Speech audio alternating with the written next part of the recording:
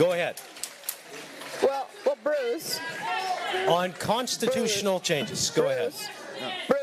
Bruce. Hey there. Bruce. Time's going. Bruce. Okay. Alberta workers are being screwed over. So. Hang on. Hey, I got my time. Hang on. We'll restart the clock. Premier, you wanted to say something. I don't want people yelling about healthcare and saying I'm not answering. Oh, yeah. Gang, what's up? Aaron, Kennedy, and Looney. So they've got the Alberta Next panel, a group discussing Alberta separating, something I don't want to have happen to our country. But I can understand why some Albertans would want to leave. It gets heated here. Let's take a peek at some of the highlights. It gets pretty out of control, really. Let's take a look. But maybe let's start with, and I didn't think I'd have to get to this early, but if we got people yelling and screaming, we're probably going to ask you to leave. It's just what we're going to do. Because I believe that most of you are here for a good discussion tonight. Hey, that's something everyone can Premier, enjoy. can I call on you to maybe set the stage and say good evening? I know you'd like to greet people. Well, good evening, everyone, and thank you, Bruce, for moderating tonight. And I do want to thank each of our panelists for taking so much time out of their summer to not only be here tonight, but also for the various events that we're doing. I think we've got 9 of these panel discussions, and we're just so delighted that you are here as well, participating in this important process as we go across the province to engage with Albertans. There's lots of things that you could be doing tonight, and so I'm so pleased that you're here with us having this conversation. I also know that one of the MLAs for the area is here tonight, Cyril Turton. Thank you so much for being here, Cyril. And it's so great to be here tonight to bring the Alberta Next panel to our capital city. Edmonton is such a consequential part of Alberta. The provincial government is headquartered here. Some of the province's most important industries are located in and around the city. Many of the most important parts of our energy sector, our innovation ecosystem, and countless other sectors are here. And it is home to more than 1 million Albertans who care deeply about this city, this province, and our future. When Edmonton speaks, we listen. And I want to thank you all for coming out here to share your thoughts with us today and for choosing to participate in this crucial engagement process. The conversations we have tonight and throughout the Alberta Next engagement period will help to shape the future of our province. And I would encourage you to go and have a look at the last time the government did a process like this with the Fair Deal panel. That came up with 25 recommendations that have guided much of our work in the last 5 years. For instance, we had the equalization referendum, which was an idea that came out of that panel. The panel wanted us to reduce internal trade barriers. We have done that across the country. It wanted us to create economic corridors, and we have signed many economic corridors agreements. They wanted us to challenge federal legislation in our area of jurisdiction, and we've got about 15 lawsuits going in that regard. They wanted us to establish our own chief firearms officer, which we did. They wanted us to create a presence in Ottawa, which we now have. We have an office in Ottawa that is representing us. They wanted us to diversify our energy sector. We have done that in spades. I think I should mention Grad Fagerheim runs the only net zero energy company in the country, and he's headquartered in Alberta. Also, they wanted us to relentlessly pursue more market access, which we have, as well. Referenda and citizen-initiated referenda came out of that panel discussion as well. So this is just an example of some of the ideas that came out of this kind of process the last time, and we're looking forward to seeing similar great ideas come out this time. For the last 10 years, as we know, Ottawa has taken direct aim at Alberta's core industries, from Bill C-69 to the tanker ban, the oil and gas emission cap, which we know is a production cap, and their net zero mandates on everything from electricity to vehicles and beyond. In just the last 10 years alone, more than $500 billion in global investment capital destined for our resource sector has disappeared. That's cost us hundreds of thousands of jobs and hundreds of billions of dollars in GDP and resource revenues that would be spent on healthcare and education and public infrastructure. If Canada is to be a strong and unified country, it must include a strong and sovereign Alberta within it, able to pursue our own potential without being held back by our own country. And that's why we've launched the Alberta Next panel, where your voice, your ideas, and your values will help to shape Alberta's road ahead. Regardless of what any one of us believes about these issues or what path we think is best, we as Albertans must be able to respectfully debate and discuss these issues here with our friends, with our family, with their neighbours. I know that if we can do that in the end, our province will find the best solutions for the immense challenges we face and will come out stronger and more free than ever. I will always put my faith in Albertans to find that right path because I trust you. And I look forward to hearing from you tonight and from Albertans across the province throughout this process. We will have a number of videos that you're about to see that will lay out the themes for Alberta Next. And then, of course, in the end, we're going to open it up and hear ideas from you. So we know by going through this process, we are going to have a stronger Alberta within a united Canada. And thank you so much for participating. Oh, yeah. Prior to the 2023 election, the UCP made a guarantee that no Albertan would have to pay out of pocket for health care. We already pay for our health care through our taxes. Can I just stop you for a second? Like, I get it on the health care, the education, those kinds of things. And not only that, we have people in the room that'll take, if you've got a health care issue, you can talk to them about it. But tonight is about Alberta Next and the relationship with Ottawa. With Ottawa, right?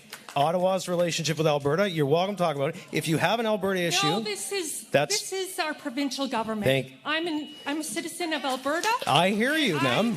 I need the right to speak to my premier. Thank you. Alberta does not want this. Now reset my clock. So I got you. Thank you very much. Reset the clock. Okay, please lose that mic, and we're going to go over here. Okay? Go ahead over here. Hi there. Many Albertans support the idea of gaining more provincial autonomy. However, the reality is that major changes like reforming equalization, taking control over immigration, or withdrawing from CPP are not within Alberta's sole authority. Equalization is entrenched in the Constitution and fully controlled by the federal government. Any constitutional changes would require approval from Parliament and at least 7 provinces representing over 50% of Canada's population, meaning those provinces would have to agree to give up funding that currently benefits them. Immigration remains federally dominated, and even creating a separate Alberta pension plan would require prolonged and complex negotiations with Ottawa. My question is twofold. Yep. Given these significant legal and political barriers, do you believe this process will lead to meaningful provincial autonomy, or are Albertans being given false hope for changes that in practical terms may never materialize? Thank you for the question. Thank you for the question. Premier, can I throw that one at you, and then I'd like to ask someone else in the panel. Well, sure, you've got to start somewhere, and I think we started the conversation on equalization in particular through a referendum. And initially, I think we had hoped that there'd be a reaction from Ottawa. There wasn't, but I'll tell you what did happen. What happened is that Newfoundland and Labrador started asking why it is they end up giving money into Confederation to pay for transfers that go to Quebec when they are the most indebted province in the country and one of the smallest populations. And so they launched a legal challenge saying this isn't fair. British Columbia joined it, as did Saskatchewan. So now you've got 4 provinces and us all saying the equalization system isn't working for us and we've got to change it. So that's the reason why you have the conversation. You start it because then it creates a point where you can find the common ground with others. And I think we may find some common ground on some of those other issues too. Okay. Thank you, Premier. There'll be more technical points on this one. I'd love to hear from Trevor Toon, but Trevor, I'm going to just save you for 1 second. I'd love to go to this microphone, but that lady doesn't seem to want to give it up. So let's go back over here for the next question. So first off, let's address some misinformation that we've received. Albertans do not pay equalization payments. We pay taxes like the rest of Canada. And we do not pay more taxes than other provinces. Ontario pays a lot more than we do. So let's get that straight. Thank you. Okay. Are we ready for this microphone over here? Not quite. So we'll go back over here. Respectfully, when I travel, and I travel extensively, when I'm asked where I'm from, I don't say I'm an Albertan first. I say I'm a Canadian first. And so I just wanted to answer this question by saying I feel, as a Canadian who pays taxes, that it's right for us to pay for everyone.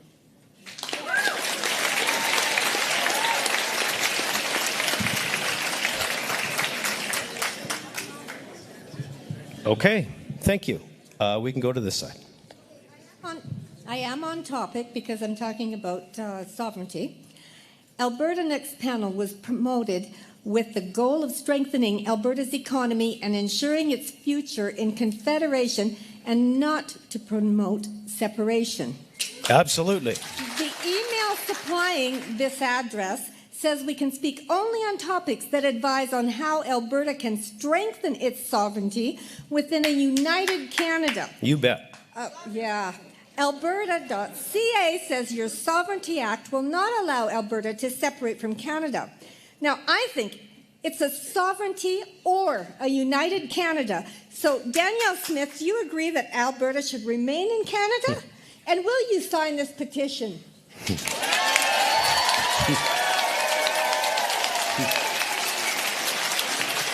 Thank you.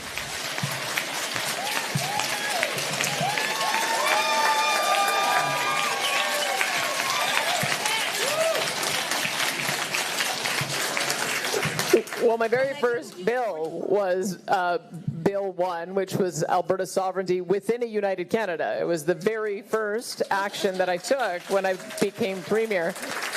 And I can tell you that one of the things I have to do when I travel internationally, because I am also Minister of International and Intergovernmental Relations, is to let people know that we have one of the most decentralized federations in the entire world. So when I go to Mexico and speak with Pemex, and they want to know about fracking, and they want to know about their gas development, they want to know about pipelines, they want to know about natural gas, electricity, they shouldn't be going to Ottawa. They should be coming to Edmonton and Calgary to find out how it is we do it and how we can collaborate.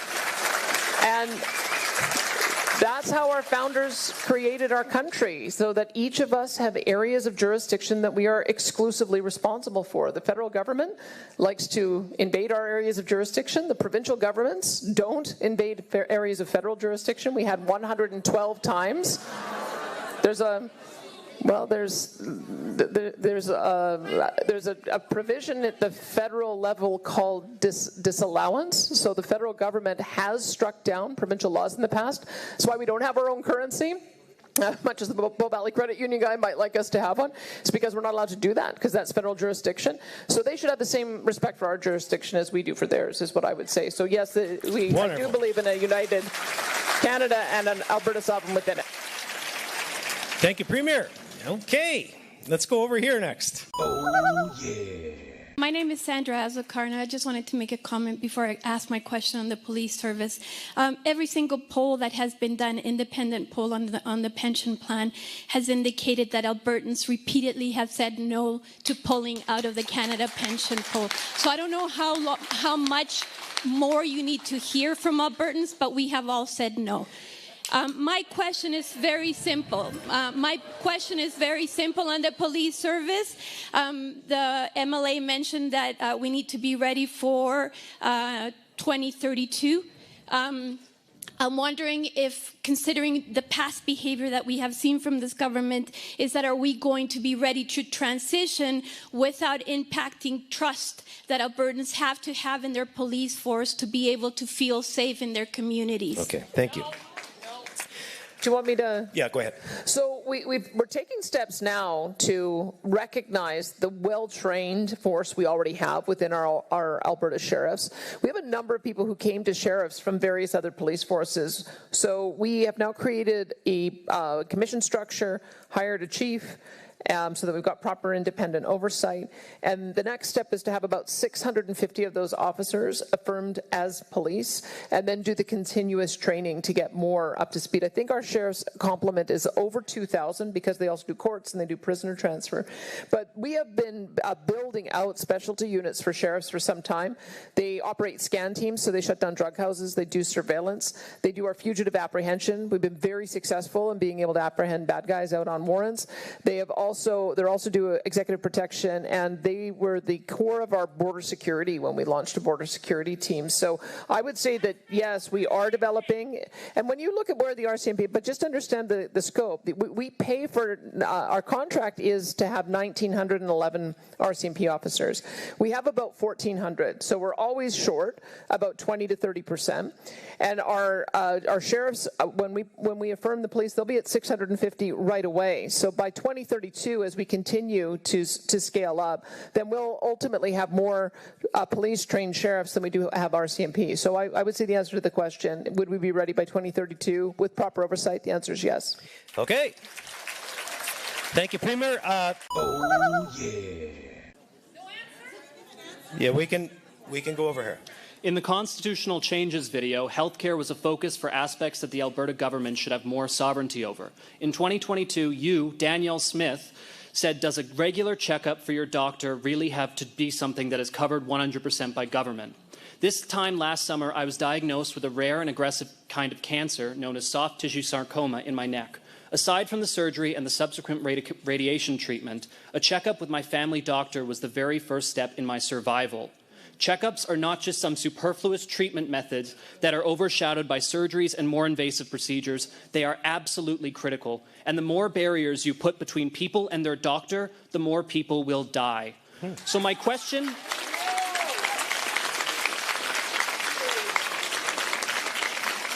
So my question for this administration is this. Why do you believe that you know better than every healthcare expert in this province and this country? Why do you think we should have to fight tooth and nail for our right to healthcare? Thank you. Thank you. I literally never heard anybody say that they thought that. But I will tell you this. You look to have recovered well. Voice is going great. Happy and proud of you. Good for you. Super. Got it. You got it. You might... Go ahead. Well, Bruce. On constitutional changes. Go ahead. Bruce. Hey there. Bruce. Time's going. Bruce. Okay. Alberta workers are being screwed over. So. Hang on. Hey, I got my time. Hang on. We'll start. We'll restart the clock. Premier, you wanted to say something. I don't want people yelling about healthcare and saying I'm not answering. When I got elected as leader in February of 2023, I signed an agreement with the federal government for a long-term 10-year funding agreement, which committed to the principles of the Canada Health Act, which says no one can pay out of pocket for medically necessary care, which means doctor's visits and surgical visits. So we have a 10-year agreement that is ironclad with the federal government. That's what I've signed on to, and that is what we have committed to. The COVID shots were delisted. They were defunded by the federal government. They were defunded by the federal government. Okay. The federal government was paying for them for the last 3 years, and they defunded them. And so we had to make a choice about how to best provide those services to those who need them the most without wasting $234 million, which is the equivalent value of the amount of COVID shots that were thrown away over the past 3 years. It's not bullshit. It's true. It's absolutely true.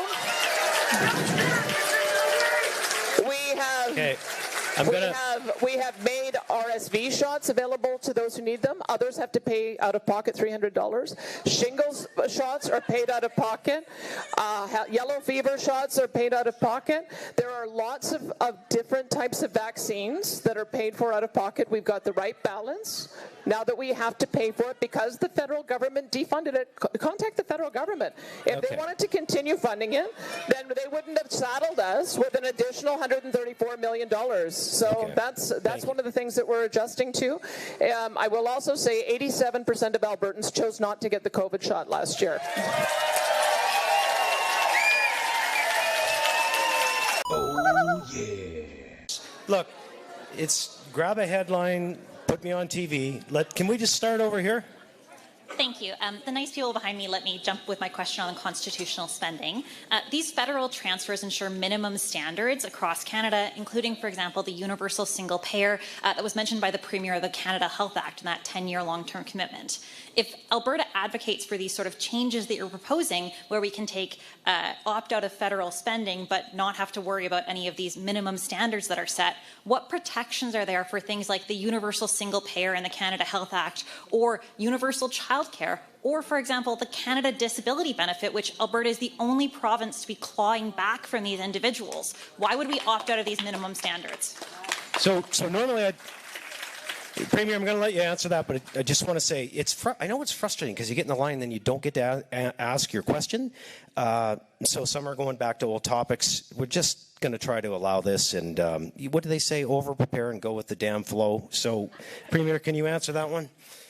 Well, I guess the way I look at it is that we are served very well by having a single-payer system in Alberta. One of the things that I've observed in traveling around the world is some of the complications that come from having multiple different insurers. Nobody's asking for that.